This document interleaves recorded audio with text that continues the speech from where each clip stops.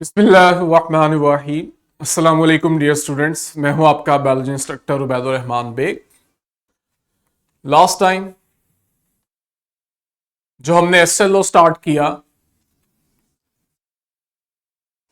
वो cell signalling से related था। इसमें हमने सेल सिग्नलिंग को डिफाइन किया और साथ ही उसमें हमने प्रोटीन पाथवे और लिपिड पाथवे जो है सेल सिग्नलिंग का, ये स्टडी करना है।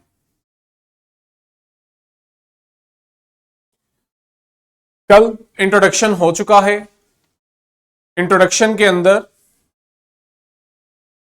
हम सेल सिग्नलिंग को डिफाइन कर चुके हैं। सेल सिग्नलिंग हमारे पास सेल्स का कम्युनिकेट करना कहलाता है, जिसमें हम देखते हैं एक सेल दूसरे सेल से भी कम्युनिकेट करता है, सेल अपने इन्वायरमेंट से भी कम्युनिकेट करता है, और थर्ड चीज विद इन सेल भी कम्युनिकेशन की जाती है। ठीक है, तो तीन तरह से हमने देखा कि ये सिग्नलिंग का प्रोसेस हो रहा होता है। मकसद क्या होता है इसका कि जो सेल में एक्टिविटीज की जा रही हैं इन्हें रेगुलेट किया जाए। मैं आसान अल्फाज में कह दूं, जो मेटाबॉलिज्म हो रहा है, केमिकल रिएक्शंस हो रहे हैं, इन्हें हमने मेंटेन करना है। यह आपके पास एक सिंप्लीफाइड समरी है। स्टिमुलस या सिग्नल आता है सेल के बाहर से, सेल की सरफेस पे मौजूद रिसेप्टर्स इसको रिसीव करते हैं और उसके बाद हम देखते हैं कि इसको ट्रांसफर किया जाता है इफेक्टर्स तक। इफेक्टर्स वो टारगेट पॉइंट होता है जो आने वाले सिग्नल के अकॉर्डिंग रिस्पॉन्स देता है, जिससे हम सेल में कुछ एक्टिविटी परफॉर्म करते हैं। वो जो सेल के अंदर एक्टिविटी परफॉर्म हुई, इसे हम कहते हैं कि सेल ने सिग्नल को रिसीव करके उसके अकॉर्डिंग अपना रिस्पॉन्स दिया। एक हमने वीडियो भी देखी थी। अब हम इसको प्रॉपर स्टार्ट करें तो सेल सिग्नलिंग का प्रोसेस आप लोगों ने समझना है कि ये शॉर्ट डिस्टेंस भी हो सकता है और लॉन्ग डिस्टेंस भी। शॉर्ट डिस्टेंस कैसे? सेल अपने ही अंदर कोई रिस्पॉन्स चेंज करवाए और खुद ही सिग्नल भी दे रहा हो। सेल से ही सिग्नल आए और सेल खुद ही उसे रिसीव करके अपना कोई रिस्पॉन्स जनरेट करे। या आपके पास शॉर्ट डिस्टेंस कम्युनिकेशन होगी। या फिर विद इन अ टिश्यू, एक टिश्यू में जो डिफरेंट सेल्स हैं ये भी तो एक दूसरे के साथ कम्युनिकेट करते हैं। तो सेम टिश्यू के जो सेल्स हैं जो एक दूसरे के बिल्कुल करीब पड़े हुए हैं, जब ये एक दूसरे के साथ कम्युनिकेट करते हैं, सेल सिग्नलिंग करते हैं, तो ये भी आपके पास शॉर्ट डिस्टेंस सेल सिग्नलिंग होती है। लॉन्ग डिस्टेंस आपके पास तब आती है जब आप देखते हो कि हमारी बॉडी में जो सिग्नल है, स्टिमुलस है, वो बॉडी के एक पार्ट से जनरेट होता है और वो फिर ब्लड के थ्रू ट्रेवल करता हुआ कहीं दूर बॉडी के दूसरे पार्ट आता है। वहां पे उसका टारगेट सेल पड़ा होता है जिसमें वो रिस्पॉन्स जनरेट करता है। तो ये आपके पास लॉन्ग डिस्टेंस की एग्जांपल आ जाती है। अब जब भी आपके पास वो जो स्टिमुलस या सिग्नल मॉलिक्यूल आता है, तो वो आके क्या करता है, अपने टारगेट सेल की सरफेस पे मौजूद रिसेप्टर के साथ बाइंड करता है। ये जो सिग्नल मॉलिक्यूल है ना, इसे हम केमिकली लिगेंड का नाम देते हैं। तो वो जो सिग्नल आ रहा है वो असल में लिगेंड है, और जहां जाके इसने अटैच होना है टारगेट सेल पे, वहां पे जो चीज इसको रिसीव कर रही है वो रिसेप्टर है। ठीक हो गया। अब डिफाइन करते हैं इन टर्मिनोलॉजीज को। लिगेंड क्या है? लिगेंड मैंने कहा कि ये मेरे पास एक सिग्नलिंग मॉलिक्यूल है जो कि बाइंड करेगा किसी स्पेसिफिक रिसेप्टर से। ये जो पॉइंट है ना कि एक लिगेंड का जो रिसेप्टर है वो स्पेसिफिक होगा, ये बहुत इंपॉर्टेंट है। स्पेसिफिक इसलिए होगा ताकि उस लिगेंड को एक स्पेसिफिक रिस्पॉन्स दिया जाए। अगर रिसेप्टर के साथ कोई भी लिगेंड आके अटैच हो जाएगा तो सेल अपनी एक्टिविटीज को कंट्रोल नहीं कर सकेगा। किस प्रोसेस को हमने करना है, किसको स्टॉप करना है, किसकी स्पीड बढ़ानी है, किसकी स्पीड कम करनी है, यह तभी मुमकिन है जब लिगेंड और रिसेप्टर की इंटरेक्शन स्पेसिफिक हो। ठीक हो गया। नेक्स्ट है जी कि जब लिगेंड और रिसेप्टर बाइंड कर जाते हैं, हम कहते हैं ये लिगेंड रिसेप्टर कंप्लेक्स बनाते हैं। ये जो लिगेंड और रिसेप्टर का कंप्लेक्स है, ये पहली स्टेज होती है जहां पे फिर आप देखते हो कि सेल जो है वो इसको रिसीव करता है लिगेंड को, और इसके बाद फिर हम कहते हैं सेल के अंदर कोई ना कोई रिस्पॉन्स दिया जाता है। जैसे आप यहां पे भी देखो, एक तरफ मैंने आपको लिगेंड और रिसेप्टर की इंटरेक्शन को हाईलाइट करके दिखाया कि किस तरह से एक रिसेप्टर किसी स्पेसिफिक लिगेंड को ही अपने साथ बाइंड करवा रहा है, और दूसरी तरफ मैं आपको दिखा रहा हूं कि किस तरह जब आपके पास रिसेप्टर उसे रिसीव कर लेगा, अब रिसेप्टर क्या करेगा, लिगेंड से आने वाली इंफॉर्मेशन को सेल के अंदर ट्रांसफर करेगा, और सेल के अंदर कुछ रिएक्शंस होंगे। वो जो रिएक्शंस हैं वो फाइनली फिर सेल में रिस्पॉन्स शो करेंगे अकॉर्डिंग टू दी लिगेंड। ठीक हो गया। अब जो लिगेंड है, जो इंफॉर्मेशन लेकर आ रहा है, ये आपके पास नेचर वाइज प्रोटीन का मॉलिक्यूल भी हो सकता है, लिपिड भी, और कोई गैस भी। ठीक है, ये जरा कॉमन टाइप्स हैं। रिसेप्टर की बात करते हैं। रिसेप्टर जो है ये स्पेसिफिकली आप देखते हो कि ये प्रोटीन मॉलिक्यूल्स होते हैं, और ये मौजूद होते हैं या तो सेल की सरफेस पे, या फिर आप देखते हो सेल के अंदर। तो हमें मालूम हुआ कि हमारे जो रिसेप्टर हैं, जिन्होंने लिगेंड को अपने साथ बाइंड करना है, इंफॉर्मेशन रिसीव करनी है, ये लोकेशन वाइज दो तरह के होंगे, या तो सेल की सरफेस पे होंगे या सेल के इंटीरियर पे होंगे, लेकिन दोनों ही किसी स्पेसिफिक लिगेंड को बाइंड करवाएंगे। जब लिगेंड अपने रिसेप्टर के साथ बाइंड करता है, तो वो जो लिगेंड की रिसेप्टर के साथ बाइंडिंग है, वो रिसेप्टर की शेप में चेंज लाती है। ये जो रिसेप्टर की शेप में चेंज आता है ना, इसे हम कहते हैं कि जो रिसेप्टर है या तो वो एक्टिवेट हो गया है या फिर इनहिबिट हो गया है। ठीक है, हम कहते हैं लिगेंड आता है और रिसेप्टर को या तो एक्टिवेट करते हैं या फिर इनहिबिट करता है। और वो ये काम कैसे करता है कि लिगेंड की जो बाइंडिंग है रिसेप्टर के साथ, वो असल में रिसेप्टर की शेप में चेंज लाती है। क्लियर?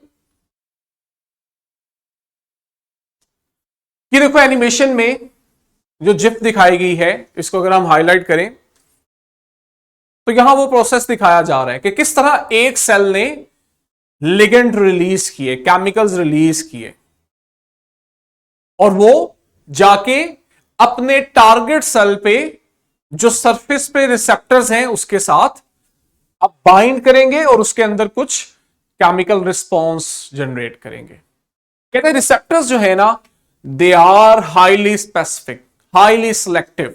ऐसे ही नहीं है कि कोई सा भी लिगेंड आएगा और ये उसे अपने साथ अटैच करेंगे और सेल के अंदर कोई रिस्पॉन्स हो जाएगा। नहीं, एक स्पेसिफिक रिसेप्टर किसी स्पेसिफिक लिगेंड को ही बाउंड करेगा। क्यों इंपॉर्टेंट है ये सिलेक्टिविटी? उसकी वजह यह है कि ये इस चीज को श्योर करती है कि सेल जो है वो सिर्फ किसी अप्रोप्रिएट सिग्नल को ही रिस्पॉन्ड करे, हर तरह के सिग्नल को रिस्पॉन्ड ना करे। अब जो सेल सिग्नलिंग है ये 3 स्टेजेस में होती है। सबसे पहले सिग्नल को रिसीव किया जाता है, रिसेप्शन स्टेज। सिग्नल रिसीव करने के बाद जो इंफॉर्मेशन होती है उसके अकॉर्डिंग सेल में कुछ रिएक्शंस होते हैं। उस इंफॉर्मेशन को हम कहते हैं सेल के अंदर ट्रांसफर किया जाता है, इसे हम कहते हैं ट्रांसडक्शन स्टेज। और फाइनली जब वो इंफॉर्मेशन सेल में आ जाती है तो सेल फिर उस इंफॉर्मेशन के अकॉर्डिंग कोई स्पेसिफिक रिस्पॉन्स देता है, जो कि आपके पास 3rd स्टेज है।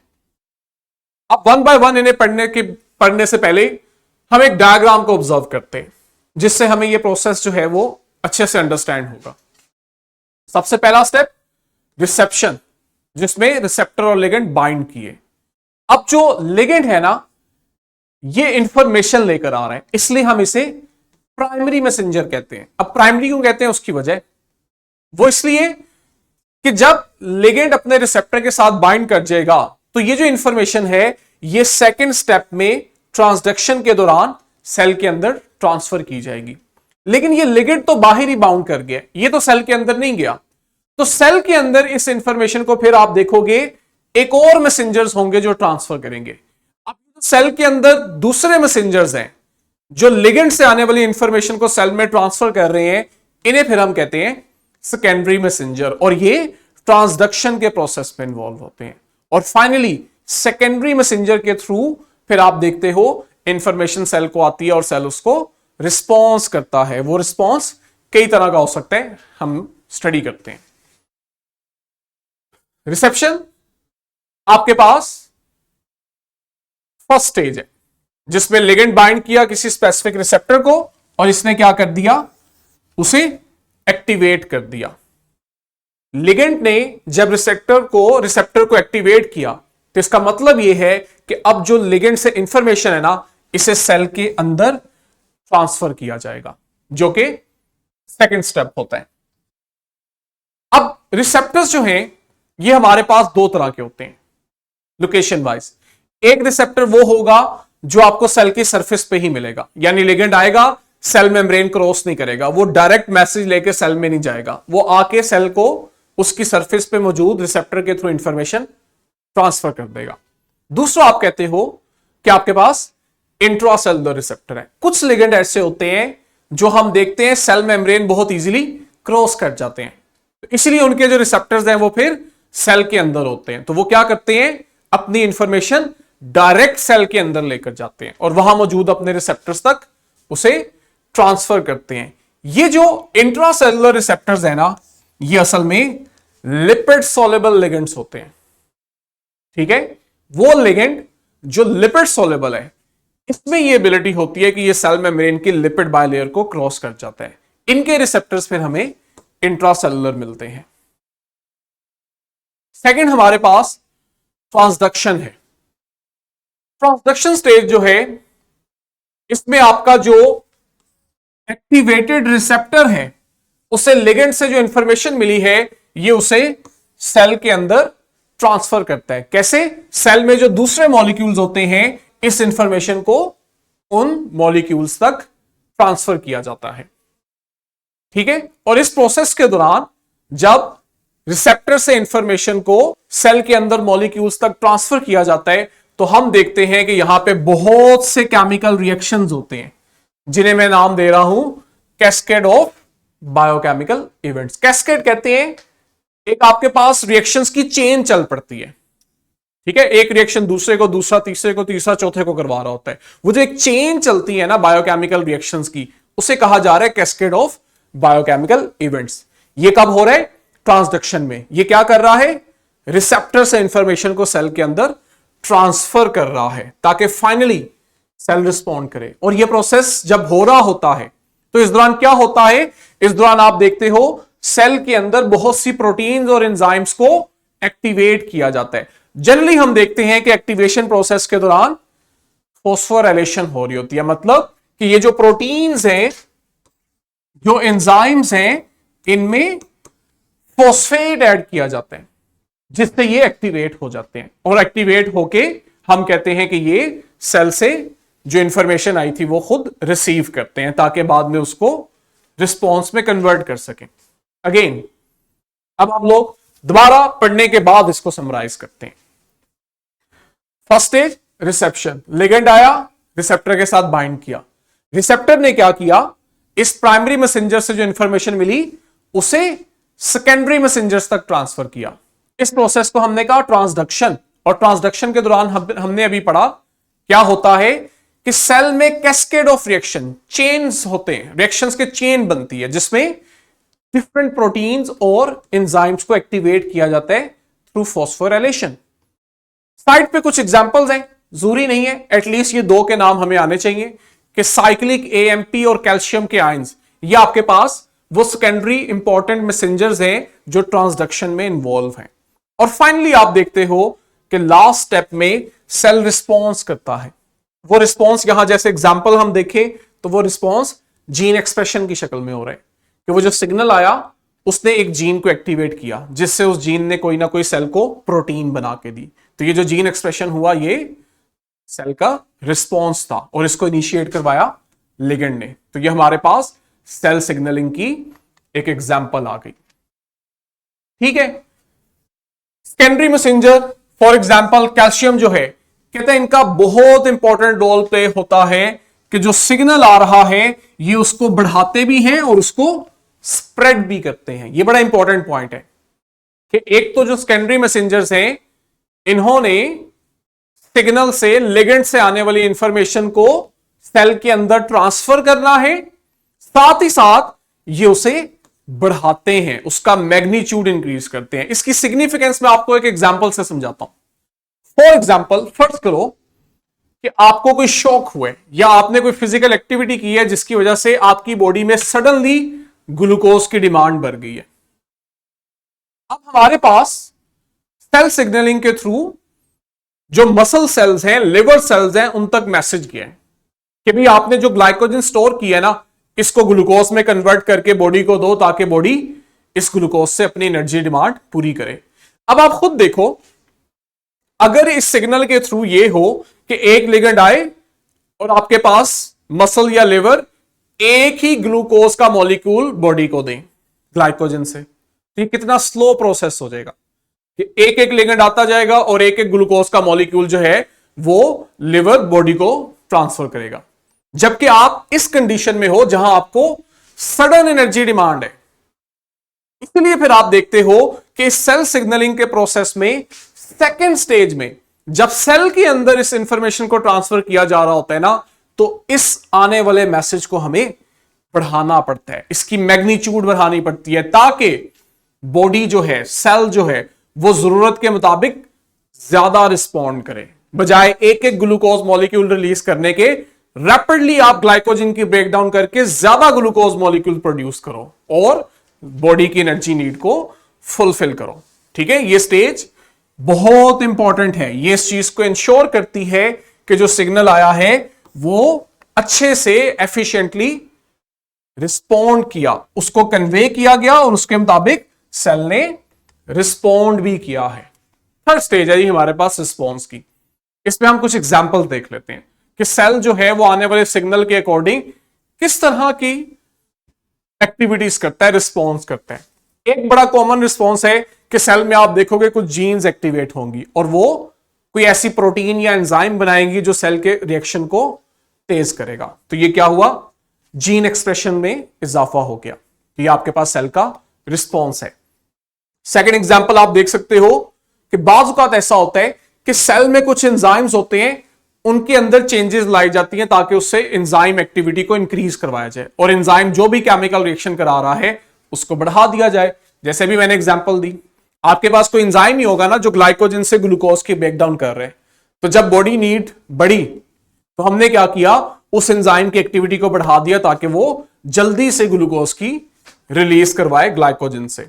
नेक्स्ट आपके पास ऑलरेडी कोई मेटाबॉलिक प्रोसेस हो रहा होगा, लेकिन सिग्नलिंग के थ्रू हम देखते हैं उसको या तो मॉडिफाई कर देते हैं अपनी जरूरत के मुताबिक। और लास्टली ये बहुत इंपॉर्टेंट है कि हम सिग्नलिंग में से जो मैसेज आ रहा होता है उसके अकॉर्डिंग सेल का जो स्केलेटन है, साइटोस्केलेटन, इसकी रीअरेंजमेंट करते हैं। यह भी एक रिस्पॉन्स है सेल का। इसकी बड़ी कॉमन एग्जांपल देता हूं। हमारी बॉडी में फर्स्ट करो बॉडी के एक हिस्से में जर्म्स आ गए। अब आपके ब्लड में, टिश्यूज में व्हाइट ब्लड सेल्स हैं, मैक्रोफेजेस हैं टिश्यूज के अंदर फॉर एग्जांपल। अब वो जो जर्म्स आए ना बॉडी में, मैक्रोफेजेस को वहां मूव करवाना है ताकि वो उन जर्म्स को फाइट ऑफ कर सकें। तो उस दौरान क्या होगा, जो मैक्रोफेजेस हैं इन तक सिग्नल जाएगा और वो इस सिग्नल के रिस्पॉन्स में मैक्रोफेजेस में जो साइटोस्केलेटन है वो खुद को रीअरेंज करेगा ताकि साइटोस्केलेटन की रीअरेंजमेंट से मैक्रोफेजेस में मूवमेंट का प्रोसेस हो। और मैक्रोफेजेस जब मूव करेंगे तो वो बॉडी के उस साइड पे जाएंगे जहां जर्म्स ने अटैक किया है। तो ये जो माइक्रोफेजेस की मूवमेंट हुई है टुवर्ड्स जर्म, ये भी एक रिस्पॉन्स है और इस रिस्पॉन्स को साइटोस्केलेटन की रीअरेंजमेंट करके रिस्पॉन्ड किया गया है। तो ये कुछ हमारे पास इंपॉर्टेंट एग्जांपल्स हैं। अब कहता है रिस्पॉन्स किस तरह का होगा, ये टोटली डिपेंड करता है सेल की टाइप पे। मसल सेल्स को सिग्नल दोगे तो वो क्या रिस्पॉन्स करेंगे, कंट्रैक्शन करेंगे। ग्लैंड्स को रिस्पॉन्ड दोगे, सिग्नल दोगे, तो वो क्या रिस्पॉन्स करेंगे? हार्मोन्स क्रिएट करेंगे। तो रिस्पॉन्स कैसा होता है ये डिपेंड कर रहा होता है सेल कैसा है। ठीक है, ये जो सेल सिग्नलिंग का प्रोसेस है, इसकी सिग्निफिकेंस ये है कि ये सेल की बहुत इंपॉर्टेंट एक्टिविटीज को रेगुलेट करता है और मेक श्योर करता है कि ये जो प्रोसेस है ये सही सेल में सही टाइम पे कोऑर्डिनेटेड वे के अंदर किए जाएं, रेंडमली नहीं होना चाहिए। जिस सेल ने रिस्पॉन्ड करना है और उससे बॉडी के अंदर इंप्रूवमेंट आएगी, सिर्फ उसी सेल को रिस्पॉन्ड करवाया जाए। ठीक हो गया। नेक्स्ट में यही सारी बातें मैंने आपको वीडियो से एलैबोरेट करनी है। जो बच्चे क्यूआर कोड के अंदर इस वीडियो को देख रहे हैं, आपने यहां वीडियो को पॉज करना है और इस वीडियो को अंडरस्टैंड करना है। स्पेशली इस वीडियो का जो लास्ट पार्ट है ना, उसमें मैंने ये चीज हाईलाइट की है कि किस तरह से सेकंड स्टेज में सिग्नल को एम्पलीफाई किया जाता है। आपने उस चीज को स्पेशली अंडरस्टैंड करना है। वीडियो को पॉज करें और इसको देखें।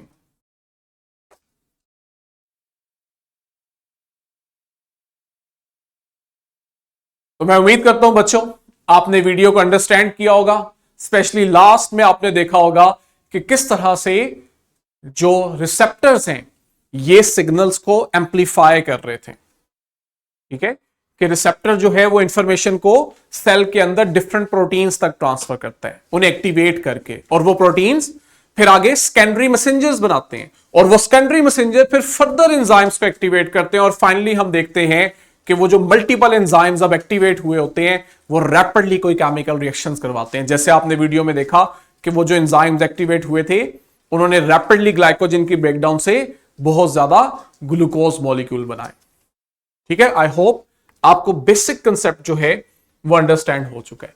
ये जो सारा प्रोसेस हुआ है ना, जिसमें आपने देखा लिगेंड आया, रिसेप्टर एक्टिवेट हुआ, उसने ट्रांसडक्शन के थ्रू सेल में बहुत सारे एंजाइम्स एक्टिवेट किए, उन्होंने आगे कोई ना कोई रिस्पॉन्ड किया सेल में। इस सारे प्रोसेस को बच्चों हम कहते हैं सिग्नल ट्रांसडक्शन पाथवे। ये इंपॉर्टेंट टर्मिनोलॉजी है, इसको डिफाइन करना आना चाहिए आप लोगों को। ये प्रोसेस क्या है हम डिफाइन करेंगे। सिग्नल ट्रांसडक्शन जो है ये सेल का ऐसा प्रोसेस है जो सेल के पास आने वाले सिग्नल को कन्वर्ट कर देता है सेल के रिस्पॉन्स में। मैं रिपीट करता हूं, ऐसा प्रोसेस जिसमें सेल की सरफेस पे जो सिग्नल आया, लिगेंड आया, उससे हमने सेल के अंदर एक रिस्पॉन्स जनरेट किया through a series of biochemical interactions, biochemical reactions. वो जो कैस्केड ऑफ केमिकल रिएक्शंस हुए जिसकी मदद से सिग्नल से सेल का रिएक्शन करवाया गया, इसे हम कहते हैं signal transduction pathway. Highly regulated process से सिग्नल को हम इस प्रोसेस में एम्पलीफाई करते हैं। ठीक है, यही वजह है कि आपके पास अगर लिगेंड बहुत स्मॉल क्वांटिटी में भी हो तो ये सेल के अंदर बहुत ज्यादा सिग्निफिकेंट इफेक्ट जनरेट करवा सकता है। मैकेनिज्म क्या है, हम मैकेनिज्म की डिटेल में आए तो जो हमारा सेकंड एसएलओ था जिसमें हमने प्रोटीन सिग्नल पाथवे और लिपिड सिग्नल पाथवे पढ़ना था, ये मैकेनिज्म ऑफ सेल सिग्नलिंग उस एसएलओ को एड्रेस करते हैं। आज हम इसे कवर नहीं करेंगे, अभी स्टार्ट करने का फायदा नहीं है क्योंकि कंप्लीट नहीं होगा और इन बिटवीन समझ नहीं आनी। ये दो तरह के हैं, एक प्रोटीन वाला है, इसको हम अंडरस्टैंड करेंगे, और दूसरा आपके पास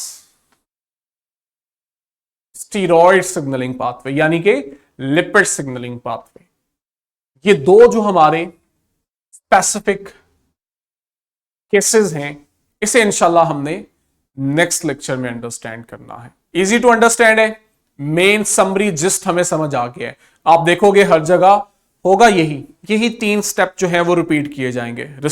आपके पास रिसेप्शन होगा, ट्रांसडक्शन होगी और रिस्पॉन्स होगा। फर्क कहां आएगा, प्रोटीन रिसेप्टर में रिसेप्शन सेल सरफेस पे हो जाती है, लेकिन स्टीरॉयड के केस में आप देखते हो रिसेप्शन सेल के अंदर जाके होती है। ठीक है, और दूसरा फर्क आता है सेल रिस्पॉन्ड क्या करता है, वो टोटली डिपेंड करता है सेल की टाइप पे।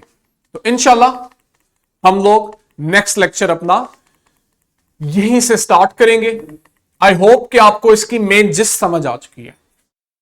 इंशाल्लाह नेक्स्ट वीडियो में मिलेंगे, तब तक के लिए बच्चों अल्लाह हाफिज।